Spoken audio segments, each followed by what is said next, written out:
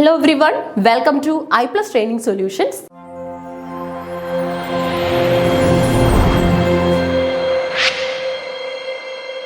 അപ്പോൾ ഇന്നത്തെ ക്ലാസ്സിൽ നമ്മൾ ഡിസ്കസ് ചെയ്യാനായിട്ട് പോകുന്നത് HSST ഇംഗ്ലീഷിന്റെ നിങ്ങളുടെ പ്രിപ്പറേഷനെ ഒന്ന് ബൂസ്റ്റ് ചെയ്യാനായിട്ട് ഒരു ടോപ്പ് 5 ക്വസ്റ്റ്യൻസ് ആണ്. ഓക്കെ, അപ്പോൾ ഏറ്റവും പ്രധാനപ്പെട്ട ചോദിക്കാനുള്ള സാധ്യത വളരെ കൂടുതലുള്ള എക്സ്പെക്റ്റഡ് കാറ്റഗറിയിൽ വരുന്ന ഒരു 5 ചോദ്യങ്ങൾ നമുക്കൊന്ന് പരിചയപ്പെടാം. ഓക്കെ, അപ്പോൾ ടോപ്പ് 5 ക്വസ്റ്റ്യൻസ് ആണ് നമ്മൾ കൺസിഡർ ചെയ്യുന്നത്.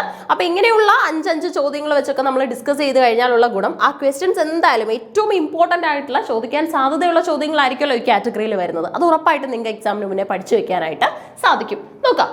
Who famously stated, ഏതോ ഒരു റൈറ്ററിന്റെ സ്റ്റേറ്റ്മെന്റ് ആണ് അല്ലേ. നോക്കിക്കേ, art is twice removed from reality, advocating for the banishment of poets from the ideal state. അതായത് ഈ പോയിറ്റ്സ് എന്നൊക്കെ പറഞ്ഞു കഴിഞ്ഞാൽ അവരൊരു ഇമാജിനറി വേൾഡിൽ ജീവിക്കുന്നവരാണ്. ഓക്കെ, അതായത് നമ്മുടെ യാഥാർത്ഥ്യവുമായിട്ടോ അല്ലെങ്കിൽ റിയൽ വേൾഡുമായിട്ടോ അവർക്ക് അധികം കണക്ഷൻസ് കാണത്തില്ല എന്നാണ് ഇവിടെ അവകാശപ്പെടുന്നത്. ഓക്കെ, അപ്പോൾ ഒരു ഭയങ്കര ഇമ്പോർട്ടൻ്റ് ആയിട്ടുള്ള writer cum critic cum theorist പറഞ്ഞിട്ടുള്ള സ്റ്റേറ്റ്മെന്റ് ആണ്.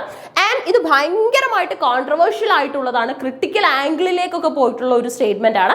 ഒരുപാട് പോയിറ്റ്സിന് ഇതിനെതിരെ അവരുടേതായിട്ടുള്ള പ്രശ്നങ്ങളും അല്ലെങ്കിൽ അവരുടേതായിട്ടുള്ള അഭിപ്രായങ്ങളും ഒക്കെ സമർപ്പിച്ചിട്ടുള്ളതാണ്. ഓക്കെ, അപ്പൊ നോക്കിക്കേ, who famously stated art is twice removed from reality. ഈ ആർട്ട് എന്ന് പറഞ്ഞാലുണ്ടല്ലോ അത് നമ്മുടെ യാഥാർത്ഥ്യത്തിൽ നിന്നും 2 ഇരട്ടി അകലെയാണ് അല്ലെങ്കിൽ 2 അടി അകലെയാണ് എന്ന് പറഞ്ഞത് ആരാണ്? Okay, Aristotle, Horace, Plato, Longinus. ഇതിൽ ആരാണ് റൈറ്റ് ആൻസർ ആയിട്ട് വരുന്നത്?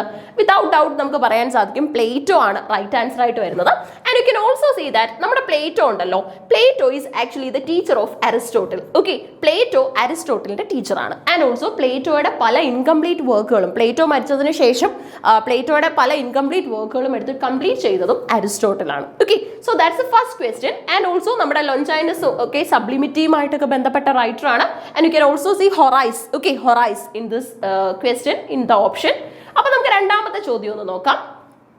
The concept of negative capability, describing the ability to exist in uncertainties without irritable reaching for facts, is famously associated with which poet and critic? Okay, ഈ negative capability എന്ന് പറഞ്ഞു കഴിഞ്ഞാൽ actually റൈറ്ററിന്റെ inability അല്ല അല്ലെങ്കിൽ capacity ഇല്ലായ്മയല്ല, it's actually the high capability. Okay, അതായത് റൈറ്ററിന് അൺസർട്ടനിറ്റീസിലും തന്റെ റൈറ്റിംഗ്സുമായിട്ട് നിലനിൽക്കാൻ സാധിക്കും, അല്ലെങ്കിൽ അങ്ങനെയുള്ള അത്രയും കോൺട്രവേഴ്ഷ്യൽ മാറ്റേഴ്സ് പോലും റീഡേഴ്സിലേക്ക് കൊണ്ടുപോകാൻ കൊണ്ടെത്തിക്കാൻ സാധിക്കും എന്നുള്ള ഒരു പ്രസ്താവനയാണ് നെഗറ്റീവ് കേപ്പബിലിറ്റി അല്ലേ.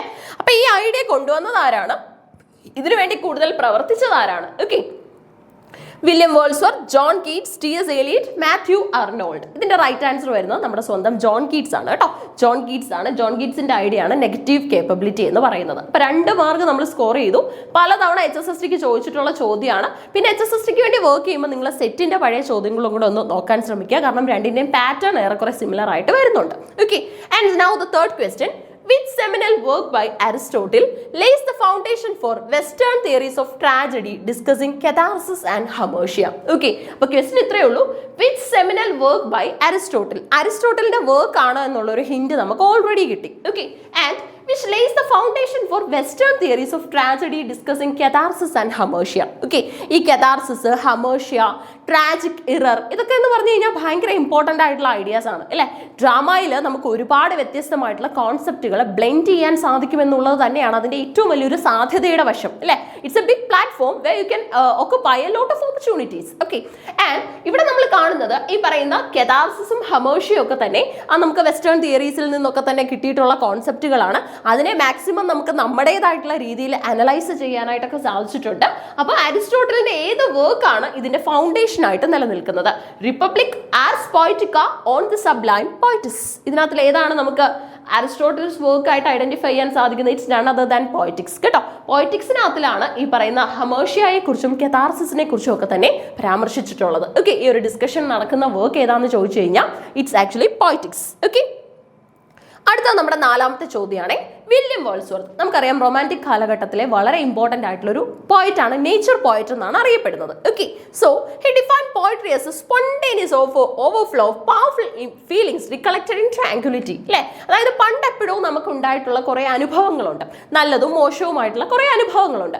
അതൊക്കെ തന്നെ നമ്മുടെ മെമ്മറീസിൽ എവിടെയോ ലാസ്റ്റ് ചെയ്യുന്നതെന്നാണ് വേൾസ്വർത്ത് പറയുന്നത് അല്ലേ. കവിത എഴുതുമ്പം അല്ലെങ്കിൽ കൂടുതലും ഒറ്റയ്ക്കിരുന്ന് ചിന്തിക്കുന്ന സമയങ്ങളിലൊക്കെ ഇങ്ങനെയുള്ള ചിന്തകൾ, ഇങ്ങനെയുള്ള ലെവൽസ് നമ്മളിലേക്ക് കടന്നു വരുന്നുണ്ട്. ഓക്കെ. അപ്പം ഓരോ കവിതയും എന്ന് പറയുന്നത് സ്പോണ്ടേനിയസ് ആയിട്ടുള്ള ഒരു ഓവർഫ്ലോ ആണ്, എന്ന് പറഞ്ഞാൽ ഒരു കണ്ടിന്യൂസ് ഫ്ലോ ഓഫ് വാട്ടർ പോലെയാണ്. ഓക്കെ, അതായത് അനുഭവങ്ങളും അതുപോലെ തന്നെ പല നിമിഷങ്ങളും നമ്മളുടെ മനസ്സിലേക്ക് പെട്ടെന്ന് ഫ്ലോ ചെയ്തു വരുന്ന ഒരു പാറ്റേൺ ആണ് കവിതയിൽ നമുക്ക് കാണാൻ സാധിക്കുന്നത്. Okay, so this idea is central to which critical movement? ഏത് മൂവ്മെന്റുമായി ബന്ധപ്പെട്ടാണ് നിങ്ങൾക്ക് ഈ ഒരു ഐഡിയ, വേൾഡ്സ്വർത്ത് ഐഡിയ പറയാൻ പറ്റുന്നത്?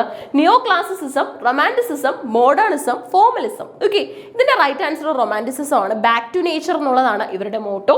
നിയോ ക്ലാസിസിസം എന്ന് പറഞ്ഞു കഴിഞ്ഞാൽ റൊമാൻറ്റിസിസത്തിന് മുമ്പ് ഉണ്ടായിരുന്ന ഇംഗ്ലീഷ് ലിറ്ററേച്ചറിലെ ഒരു പീരീഡ് ആണ്. ഇവർ ഫോക്കസ് കൊടുക്കുന്നത് നമ്മുടെ ഫോർമാലിറ്റി ഇൻ റൈറ്റിങ്ങിനാണ്. പിന്നെ അതുപോലെ തന്നെ മോഡേണിസം ഉണ്ട്, വളരെ ഡിഫറെന്റ് ആയിട്ട് ട്രഡീഷനിൽ നിന്നും ബ്രേക്ക് അവേ ചെയ്തു വന്ന ഒന്നാണ് മോഡേണിസം എന്ന് പറയുന്നത്. And you can also see formalism. Okay, formalism originated in Russia. Okay, അപ്പൊ ഇതാണ് നമുക്ക് ഓപ്ഷൻസിലുള്ളത്. റൈറ്റ് ആൻസർ വരുന്നത് റൊമാൻറ്റിസിസം ആണ്. റൊമാൻറ്റിക് കാലഘട്ടത്തിൽ ഒരുപാട് നല്ല റൈറ്റേഴ്സ് ഉണ്ടായിരുന്നു. വേൾഡ്സ്വർത്തും കോളറിഡ്ജിന്റെ പ്രൈമറി ആൻഡ് സെക്കൻഡറി ഇമാജിനേഷൻ ഒക്കെ ചോദ്യം വരാറുള്ളതാണ്. And also which book is actually known as the manifesto of romantic movement എന്ന് ചോദിച്ചു കഴിഞ്ഞാൽ ആൻസർ വരുന്നത് ലിറിക്കൽ ബാലറ്റ്സ് ആണ്. ഓക്കെ, അപ്പൊ അത് തയ്യാറാക്കിയതും വേൾഡ്സ്വർത്തും കോളറിഡ്ജും ചേർന്നിട്ടാണ്. So finally the last question, which poet is famous for writing nonsense poetry including limericks? Okay, അതായത് ഈ നോൺസെൻസ് പോയിട്രി എന്ന് പറഞ്ഞു കഴിഞ്ഞാൽ it's not actually a bad word. Okay, nonsense എന്ന് പറഞ്ഞു കഴിഞ്ഞാൽ ഇന്നത്തെ നമ്മുടെ മോഡേൺ വേൾഡിൽ it's been celebrated, right? See, നമ്മൾ അവിടെ എന്താണ് കുറച്ചും കൂടെ സെൻസിൽ നിന്നും ഡിഫറെൻ്റ് ആയിട്ട്, ദാറ്റ് മീൻസ് ഇപ്പോൾ നമ്മുടെ മെയിൻ സ്ട്രീം സൊസൈറ്റി പ്രതീക്ഷിക്കുന്നതായിട്ടുള്ള നമ്മുടെ ഭാഗത്തു നിന്നുള്ള പല പ്രതികരണങ്ങളും സ്വഭാവവും ഒക്കെ ഉണ്ടായിരിക്കുമല്ലോ, അതിൽ നിന്ന് ഡിഫറെൻ്റ് ആയിട്ട് കുറച്ച് നോൺ സെൻസിക്കലായിട്ട് എഴുതുന്നു എന്നുള്ളതേ ഉള്ളൂ. അതാണ് നോൺസെൻസ് പോയിട്രി.